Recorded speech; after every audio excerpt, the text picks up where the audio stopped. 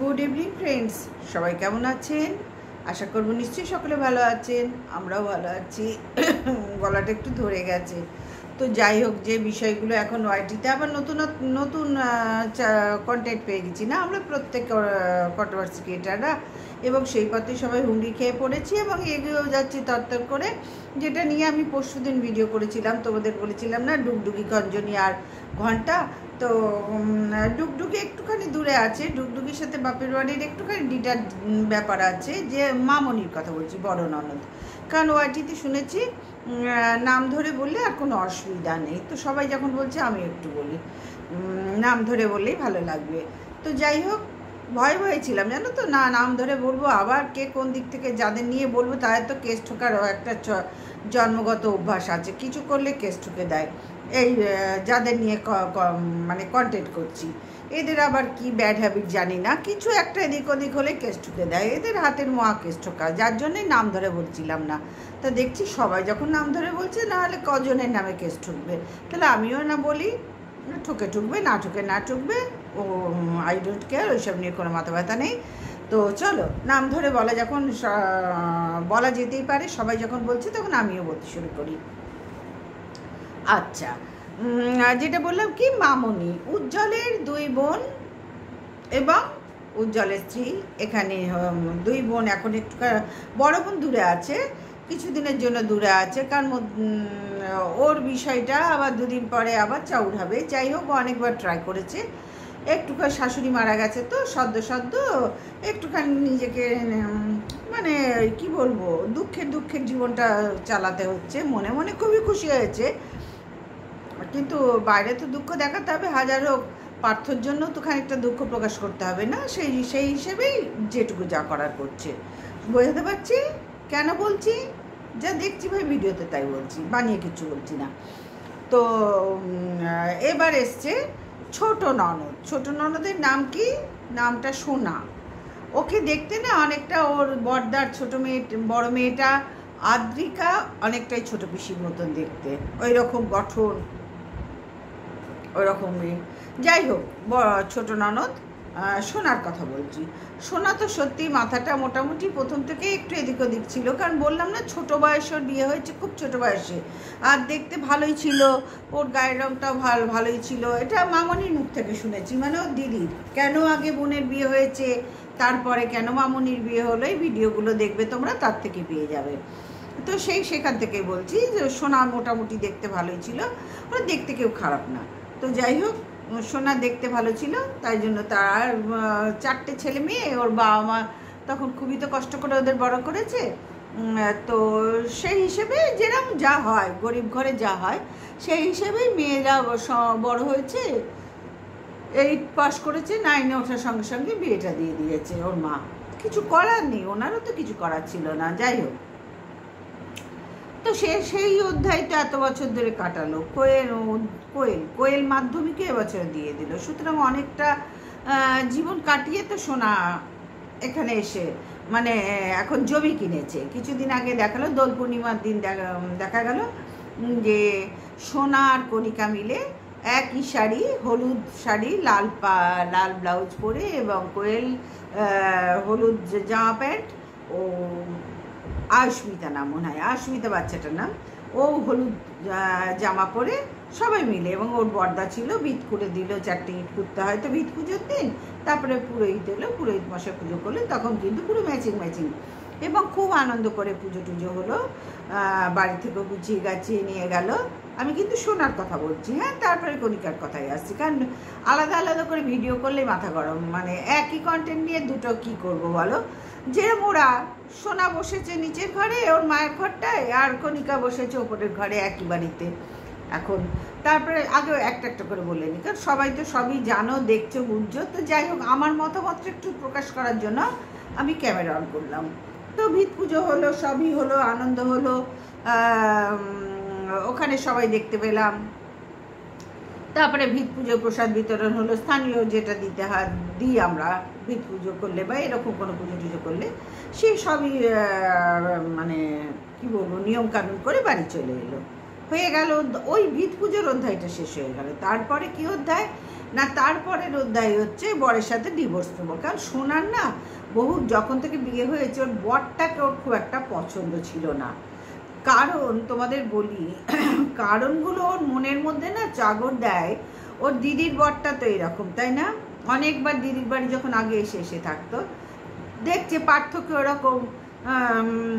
এখনকার দিনে young generation যেরকম হয় সেরকম, সেইখানে দাঁড়িয়ে ওর বরটা কিন্তু কোনো সত্যি অনেকটা ব্যাকডেটেড, এবং তার চোখেরও মনে হয় একটা চোখ অপারেশন হয়েছিল, এরকম কিছু একটা আছে। হ্যাঁ, নিশ্চয়ই হয়েছিল, একটা ভিডিওতে দেখেছি। চোখের কিছু প্রবলেম ছিল, এবং বরটা খুব একটা যে সুস্থ স্বাভাবিক বা কোয়েলের মতোই অনেকটা দেখতে, বাবার মেয়ে মোটামুটি মুখের গঠনটা অনেকটা একরকম। তো সেই ওই গ্রাম্য পরিবেশটা না সোনার কোনো দিনই পছন্দ হতো না।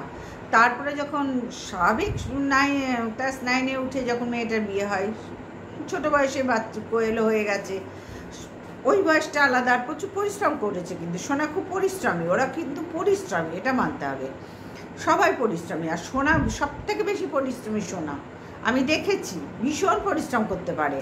অবশ্যই কণিকা পারে, কণিকাকে করতেই হচ্ছে, কারণ তার পজিশনটা সবার থেকে আলাদা, এটা আমরা সবাই চোখের সামনে দেখতে পাচ্ছি।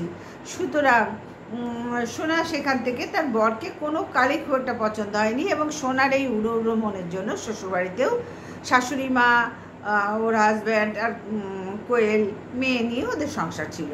তারপরে ওখান থেকে মেয়ের কিছু লটর পটর ব্যাপার ছিল, একটা ছেলে ছিল ওখানে, ওর জায়ের ছেলে বা যাই হোক কিছু একটা ছেলেকে দেখেছি, সবসময় খেতো দিত থাকতো, জায়ের ছেলে বলি বলতো, দেওর বলতো, যাই হোক এরকম কিছু একটা ব্যাপার। তারপরে কোয়েলকে নিয়ে চলে এলো ওর মা, মানে কণিকার শাশুড়ি, নিয়ে সেখানে স্কুলে ভর্তি করলো, পড়াশোনা করছে, মাধ্যমিকও দিয়ে দিল, ভালোই হলো। এবার ভিত পুজো হয়ে গেল, খুব সুন্দর নিয়ম করে সব কিছু পালন করে হলো। আচ্ছা, ভিত পুজো করতে গেলে তারপরে তো বাড়ি করবে না, একটা তো প্ল্যান মানুষের থাকে যে ভিত পুজোটা হয়ে গেছে, এবার আমার বাড়িটায় হাত দেবো। কারণ ওর তো ওখানে গ্রামের বাড়িতে ওর মনই বসেনি। মনই যখন এই কণিকা আসেনি তার আগে, তারপরে দিদির বাড়ি হয়নি তার আগে, ততদিনও ছিল ঠিকঠাকই ছিল। কিন্তু যখন এদের বাড়িঘর হয়ে গেল, এদের লাইফস্টাইল দেখছে আর ও নিজের লাইফস্টাইল দেখছে, ওর বিরক্ত ধরে যাচ্ছে, ঘেন্না এসে যাচ্ছে, এইবারে উত্তপ্ত হয়ে যাচ্ছে, আগুন হয়ে যাচ্ছে। সোনা কিছুতেই এখানটা মানাতে পারছে না। না মানাবার ফল আজকে সবাই দেখতে পাচ্ছ, এবং যেটা এখন সবাই আমরা দেখতে পাচ্ছি, এরা বহু কাল ধরে ট্রাই করছিল। এই যে MSL ফ্যামিলি, MSL তো কণিকা, উজ্জ্বল, সোনা, মামনি, যাই হোক বর্দা বৌদি কিন্তু এর মধ্যে কোনো দিনই ছিল না, কোনো দিন আসবেও না। অনেক বেটার এদের থেকে। আর উজ্জ্বলও কিন্তু অনেকটা ঠিক আছে, কিন্তু কি করবে, বাধ্য হয়ে ছেলেটাকে তো করতে হচ্ছে। বলো, যদি বউ যায়, দিদিরা যায়, তাহলে ওকেও তো বাধ্য হয়ে যেতে হয়, যেহেতু নিজে কিচ্ছুই পারে না। ভগবান ওকে কিভাবে সারাটা জীবনের জন্য শেষ করলেন, এইটা বড্ড খারাপ লাগে ভাবতে, না খারাপ লাগে যাদের এরকম ভগবান করে দেন, ভীষণ ভীষণ খারাপ লাগে। পুরো ইয়ং বয়সটার থেকে ছেলেটা তো এইভাবে বসে না। যাই হোক, তো সোনা তখন এইগুলো দেখেও আর থাকতে পারলো না, ওর তখন মাথায় দুষ্টু বুদ্ধি জাগর দিল, এবং ও মধ্যে মধ্যে এর প্রেম করব সেজে গুজে পালিয়ে যাব, বিয়ে করবো, এই টাইপের করতো। যার মেয়ে এতটা বড়, তারপরে ওর মা দেখে শুনে কিছু বুঝলো যে আমার মেয়েই তো আধ পাগলা, তাহলে এখানেই একটা মেয়ে, মানে কোয়েল তো একেবারে বাচ্চা নয়, মাধ্যমিক দিয়ে দিল, একেবারে বাচ্চা নয়, 16 বছর তো বয়স হয়ে গেছে, 16-17 বছর বয়স তো হয়ে গেছে। আর কোয়েল একটু লেটেই করেছে, শুধু 18 না হলেও 17 মতন হবে, এরকম তো হবেই হবে। তো যাই হোক, ওই দেখে শুনে কোয়েলকে নিয়ে চলে এলো। বললাম না কিছু একটা লটন পটন ব্যাপার ছিল, যার মেয়ে সোনা এরকম, তার সেখানে কোয়েলকে কি করে রাখবে।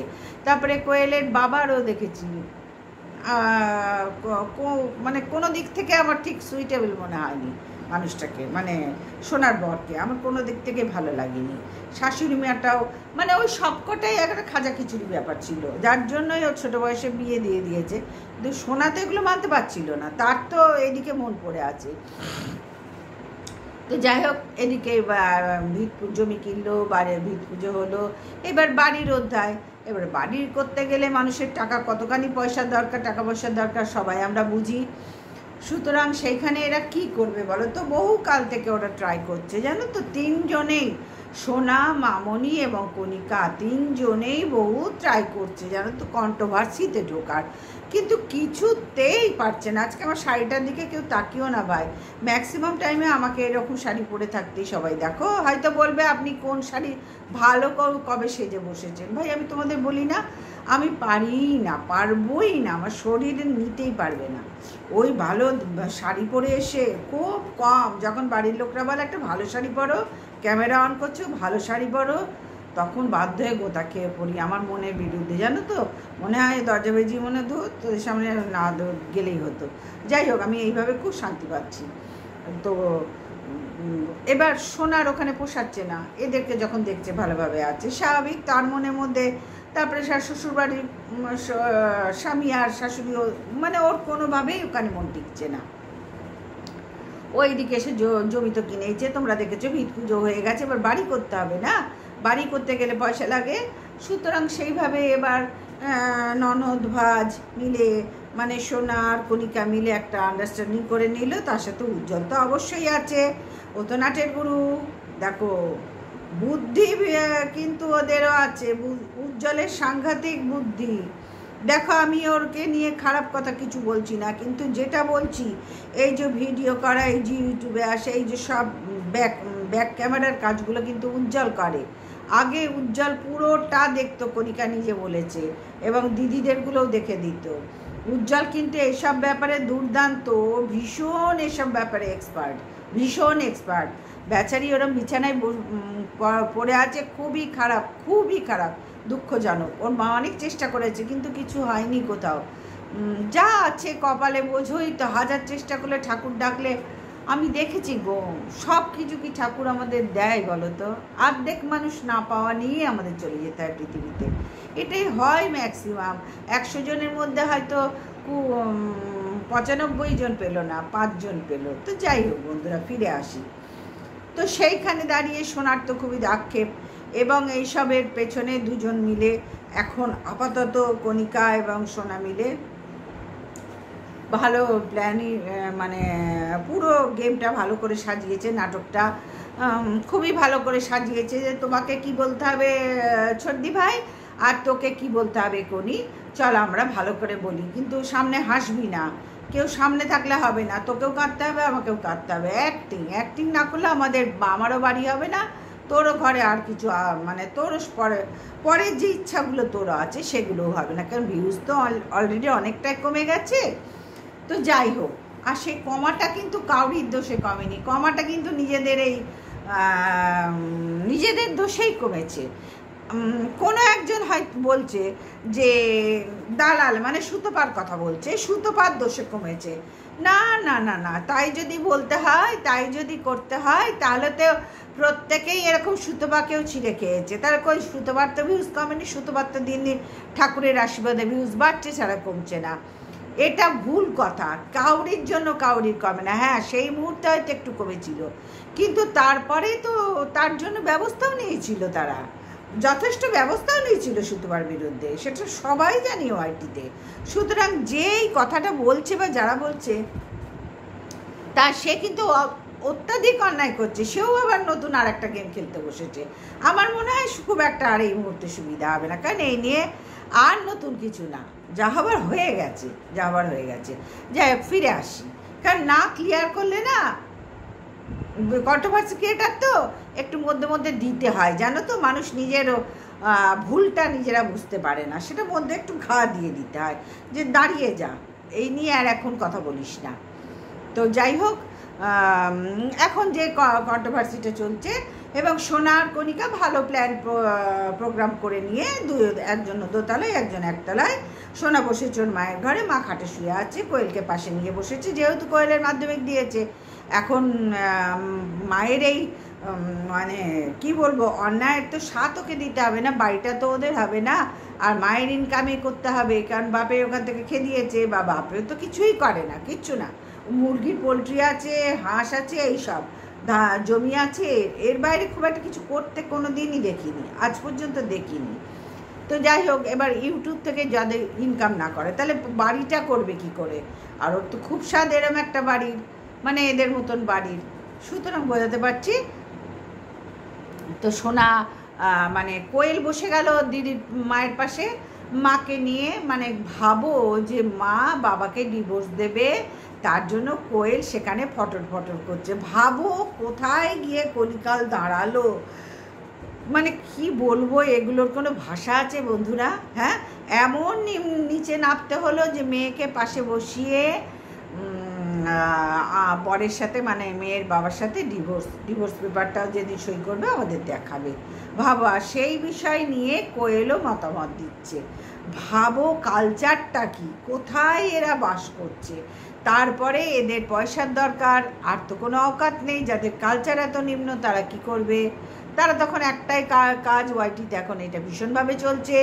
কারণ এই যে কান্নাকাটি, কেচ্ছা কেলেঙ্কারি, ঘরের পরিবারের কেচ্ছা কেলেঙ্কারি বার করা, স্বামীর সাথে ডিভোর্স, হ্যান ত্যান বিচ্ছিরে, এক কথায় কেচ্ছা কেলেঙ্কারি, এগুলো করতে গেলে মানে ওয়াইটিতেই একমাত্র করা যায়। এর জন্য আলাদা আমাকে কোনো ধার দেনা করতে হয় না, কোনো লোন শোধ করতে হয় না, কোনো সুদ গুনতে হয় না, মানে আরও যা ফর্মুলা আছে সেসব কিচ্ছুই করতে হয় না। অথচ আমি এইরকম নোংরামি করলে আমি পয়সা পেয়ে যাব।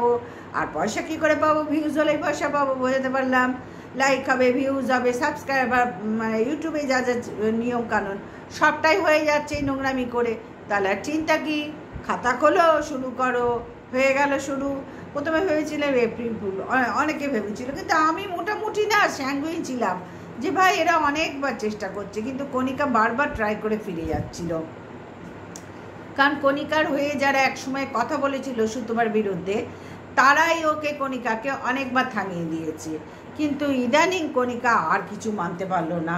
কারণ পয়সার কাছে কাউকে মানা যায় বলো? নিজের ঘরের কেচ্ছা বার করছে যখন। এগুলো কেচ্ছা নয়, এটা নাটক। ওদের বন্ডিং ভালো আছে, আমি তোমাদের বলছি, ওদের খুব ভালো বন্ডিং আছে। সম্পূর্ণ নাটক। তারা দোল পুজোর সময় ভিত পুজো করলো, দোল পূর্ণিমার দিন দুজন সবাই ম্যাচিং পরে। আবার কণিকা বলেছে, কণিকা নিজের মুখে বললো, দিদিভাই তোমার যখন বাড়ি হবে না, বাড়িটা আমি দেখবো। আমার না খুব ভালোবাসি, আমার মনে কোনো হিংসা নেই, আমি কাউরি নতুন জিনিস হলে দেখতে খুব ভালোবাসি, খুব শান্তি পাই। তাহলে এরপরে এই নাটকটা যে করছে দুদিন পরে, তাহলে কি করে এদের বন্ডিং খারাপ হয়? তোমরা নিজেরাই বলো, নিজেরাই চিন্তা করে বলো যে এদের বন্ডিংটা কোথা থেকে খারাপ হয়। কিচ্ছু না, নাটক মারতে বসেছেন, যেমন কণিকা তেমন সোনা। আর ওদিকে মামনি আসতে পারছে না, হাজার হোক ওর বাপের বাড়ির সাথে সোনার সাথে, ওই যে বললাম ওই যা ওখানে গিয়ে থাকতো, কিছু সোনার তো উড়ু মন চলছে না। আর মামনি ওটাকে মানতে পারবে না, কোনো মানতে পারেনি। আবার দুদিন পর দেখবে মামনি এইসব কথা নিয়ে বলতে বসে গেছে। তোমরা যারা বলছো আমার বোনের সাথে আমার বরের এই, আমার বোন এরাম না, আমার বর এরাম না, আমার ভাই বোনের মধ্যে, দেখবে আবার মারাতে বসবে। এরা ঘন ঘন এরম করছে গো। এই তিন পাগলেতে না, কণিকা, সোনা আর মামনি, এই তিন পাগলেতে এই করছে ওয়াইটিতে অনেক দিন ধরে, চান্স পাচ্ছে না। এতদিনে এন্ট্রি পেলো। আমি বললাম তো চলে এসো, সবাই যখন করছে তাহলে তোমরাই বাদ যাও কেন? চলো না, আমাদেরও তো কন্টেন্ট দরকার, চলে এসো। ওদিকে কণিকা দুঃখের কথা বলতে, মানে হাজার হোক বাড়ির বউ তো, ও যা করবে তাতেই অসুবিধা, কি করবে বলো? ওর মানে ওর জীবনের খাতাটা খুলে দিলেও যাই আয় করে, সেখানে ওর কোনো জোর নেই। সবার সে আয়ের ওপর জোর, ওই বাড়িতে সবার অধিকার। শাশুড়ি বলেছে তোমরা তোমাদের মতো বাড়ি করে নাও, এই বাড়িটাই তোমরাই শুধু থাকবে, গুছিয়ে নাও। তাহলে আজকে কি করে সোনা সেই বাড়িটার একতলায় বসে বলছে আমি ছাড়বো না, আমাকে দিতেই হবে। আজ বাবা থাকলে এটা বাবার বাড়ি হতো না? তাহলে ভাইয়ের বাড়ি, ভাই আর বাবা তো একই। যাই হোক, তো বাবা থাকলে তো হতো। আর মা যেহেতু কিছু করে না, মা যতদিন আছে, দেখো আগেকার মায়েরা না, ওর মা কিন্তু কাজ করতো। ওদের একটা শিয়ালদায় ওই টিফিনের দোকান ছিল, ঘুগনি, পুরি, যেরকম থাকে স্টেশনের সামনে থাকতো না ঝুগনিগুলো, এখন তো সেসব জায়গাগুলো ভেঙে করে দিয়েছে। তোমরা তো দেখেইছো সবটা, নতুন কি বলবো, এখন তো কত চেঞ্জ হয়ে গেছে আগের থেকে। তো যারা শিয়ালদা যায় প্রত্যেকেই জানো। তো সেই জায়গায় দাঁড়িয়ে ওর মা কিন্তু, ওর বাবা মা কিন্তু প্রচণ্ড পরিশ্রম করতো, ওর মা কিন্তু ভীষণ পরিশ্রমী, উজ্জ্বলের মা কিন্তু ভীষণ পরিশ্রমী।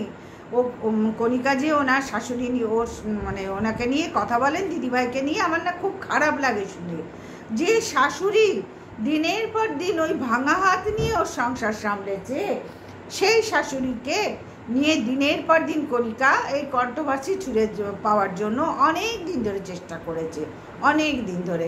কিন্তু আমরা তো দেখেছি দিদিভাই কত ভালো, আর সংসারে কার না অশান্তি হয়।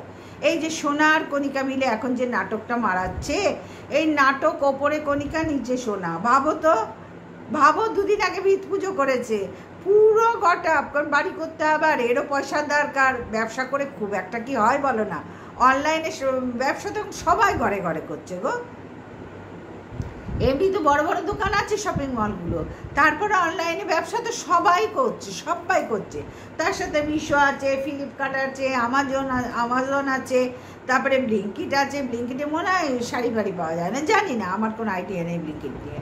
তো যাই হোক, এরকম তো হাজার একটা মানে কি বলবো, এইসব অনলাইনে শপিংয়ের জায়গা আছে, তো সেখানে কত চলে এরকম ব্যবসা।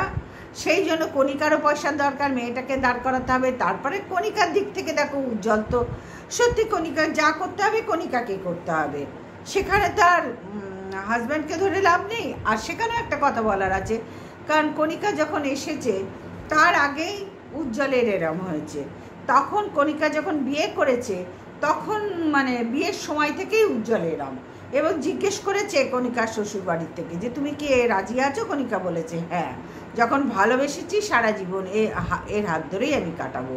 আর তার জন্য কণিকার বাপের বাড়ির থেকে বেশ কয়েক বছর কণিকার সাথে যোগাযোগ রাখতো না, কারণ বাপের কোনো বাবা মাই পছন্দ করবে না। কেন পছন্দ করবে না? কারণ এক মেয়েকে সবাই চায়, আর তার স্বামী মানে জামাই যেন দুহাত ভরে আয় করে, সুখে শান্তিতে মেয়েটাকে রাখে, এটা সব বাবা মাই চায়। সেখানে তো তার কণিকার মা পারছে না, পারলো না, মা বাবাকেই পারলো না, সুতরাং তাদের তো একটা দুঃখ থাকবেই, তাদের তো একটা অবজেকশনের জায়গা থাকতেই মানে থাকতো, আর অবজেকশনের জায়গা ছিলই।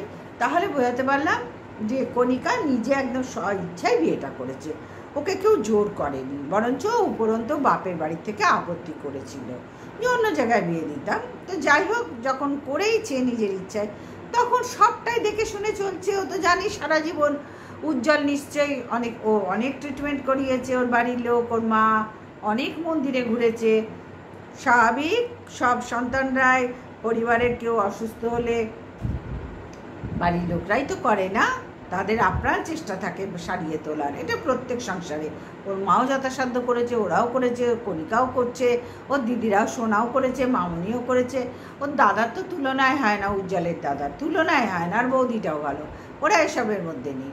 তো যাই হোক বন্ধুরা, কণিকার এখন এই পদার্পণে কণিকার দলের লোকরাই কণিকাকে দু একটা কথা কটাক্ষ করছে, স্বাভাবিক, এটা করবে, এটা স্বাভাবিক, তারা ভাবতে পারছে না কণিকা এই লেভেলে নামতে পারে।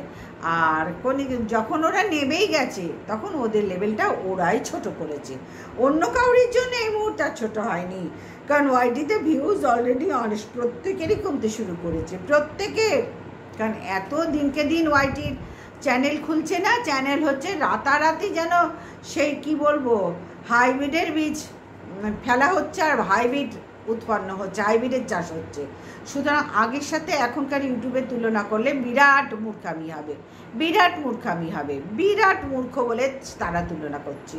সুতরাং আরও যখন আর ধরো আজ থেকে 1 বছর পরে দেখবে এই জায়গাটাও থাকবে না, এখনও আমরা যেটুকু কথা বলার সময় জায়গা পাচ্ছি না, 1 বছর পর এটুকুও থাকবে না। এইটা হচ্ছে কম্পিটিশনের বাজার, বেঁচে থাকতে গেলে মানুষকে এইভাবেই করতে হচ্ছে। সুতরাং সেখানে বেঁচে থাকা, টিকে থাকা বহুত কঠিন ব্যাপার, বহুত কঠিন ব্যাপার। তো সেইখান থেকে দাঁড়িয়ে কাউরির জন্য এই মুহূর্তে ভিউজ পড়েনি, পড়েছ নিজেদের ওয়াইটিতে এমনিই পড়েছে, আর নিজেদের দোষে রোজ ঘর মোছা, বাসন মাজা, এ আর কে কত দেখে বলো তো, কে কত দেখে আমাদের সাধারণ ঘরে। তারপরে সবাই নাটক মারছে, সুতরাং এই নাটক যখন সবাই দৌড়াতে মানে কিছু খারাপের জন্য মানুষ দৌড়ে যাবে দেখবে, আর ভালোর জন্য কদিন থাকে। ঘর মোছা, বাসন মাজা এই দেখিয়ে কত ভিউজ পাওয়া যায়, তো সবাই দেখাচ্ছে, চাদর যারা, বালিশের ঢাকা পাল্টানো, ডান্ডা নিয়ে ঘর মোছা, কাপড় কাচে, বাসন মাজে, তো সবাই দেখাচ্ছে, তারপরে টেবিলে ভাত বেড়ে খাওয়া, তো ভেরি কমন হয়ে গেছে যে ইউটিউবে ঢুকছে, আগে প্রথম অধ্যায় হচ্ছে এগুলো করা, তারপরে অধ্যায় অন্য কিছু করা, তারপরের অধ্যায় হচ্ছে এই কেলেঙ্কারি করা। এখন ইউটিউবে 3-4টে অধ্যায় হয়েছে, এই অধ্যায়গুলো মেনটেন করতে পারলে ইউটিউবে টিকতে পারবে। তো ওরা তো MSL, কণিকা, সোনা, এগুলো তো সব অধ্যায়গুলো পার করে এখানে এসছে, সুতরাং এখন ওদের লাস্ট অধ্যায়ে ঢুকতে হয়েছে ভিউজের জন্য, তো সেইটাই ওরা করেছে, অবাক হওয়ার কিছু নেই। আমরা কন্টেন্ট পেয়েছি, চালিয়ে যাও, আর শুনতে তো হবেই, যখন কন্ট্রোভার্সির জন্য ঢুকে পড়েছে শুনতে তো হবেই, কিছু করার নেই। সুতরাং আমরা পেয়েছি, আমরা দেবো, যার যেরকম মনে হবে সে সেরকম কাতর দেবে, আর তো কিছু করার নেই। আর কাউরির জন্য পারেনি, এখন নিয়মটাই এরকমই চলছে, কাউরির জন্য পড়েনি, কোনো দালালের জন্য পড়েনি, যখন পড়েছিল তখন পড়েছিল, তারপরে তো তারাও কেস করেছিল না, তাদের এই ফ্যামিলির নিয়মই হচ্ছে কেস ঠুকে দেওয়া, কিছু করলেই কেস করো, কিছু করলেই কেস করো, এই তো নিয়ম MSL-এর। আর কত আর কত আর কত দেখবো? হ্যাঁ, শেষে এদেরকেও ঢুকতে হলো বন্ধুরা। হ্যাঁ, কোথায় গেলে গো ভালোবাসার লোকরা? তোমাদের কণিকা যে ছটপট করছিল ঢোকার জন্য, এই তো ঢুকে গেল, এই তো কেঁদে কেটে, এরকম করে কেঁদে কেটে মুখ মুছে মুছে ঢুকে গেল। অনেকে বলছে উজ্জ্বলের মুখটা কি শুনতে চায়, উজ্জ্বল কি বলবে? বইয়ের গাঁতন খেয়ে আর দিদির গাঁতন খেয়ে একেই তো বেচারি পারে না, তারপরে যদি মুখ খুলতে যায় হয়ে গেছে আর কি, ও যেটুকু খেতে পেত সেটুকু এরা খেতে দেবে না দুই মহিলাতে, বুঝতে পারলাম। উজ্জ্বল কিচ্ছু বলতে পারবে না, তোমরা সে আশা করো না, উজ্জ্বলের থেকে কিছু আশা করো না, যা দেখছো এর উপরে নির্ভর করে জীবন কন্ট্রোভার্সি চালাও। তো চলো বন্ধুরা, সবাই ভালো থেকো, সুস্থ থেকো, আর কেমন লাগলো অবশ্যই বলো। আমি কিন্তু খুব প্র্যাকটিক্যাল কথা বলেছি, আমি কাউরির হয়ে কথা বলিনি, কিচ্ছু হয়ে বলিনি, আমি শুধু 2-1জনকে একটু ঠুকলাম যারা ওদের নিয়ে অতিরিক্ত মাতামাতি করে। খুব ভালো, খুব ভালো, খুব ভালো, ভাই পৃথিবীতে এরকম সবাই ভালো সবাই খারাপ, বলতে পারলাম। চলো, গুড নাইট, টাটা।